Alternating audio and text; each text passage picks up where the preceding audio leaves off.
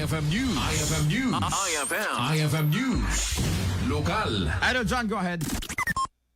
Naka-deploy dagiti miyembros ti Philippine Army kadagiti kabanbantayan a pagsetet ti Vintar. Tiket kas maysa atinay ti sangay tapnon mabantayan.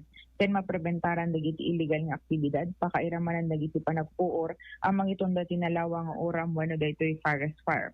Sa ganiti 102nd Infantry Kaakibat Battalion, regular nga isa-isayang katatit prophylactic patrolling para itipan na kaipaay tinananay apan nakatagibel niti aglawlaw.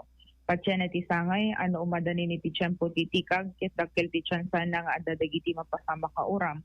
Isod ga po ng aktibo da, ang nakabantay kadagiti high-risk a lugar, a posible apamunga na ti uram, kas iti Vintar. Inisyatibo da iti panakipagkaykay sa iti lokal na gobyerno. Kinbabay ni ti tulong ti komunidad, ang malapedan dagiti panakadadael at ti bantay.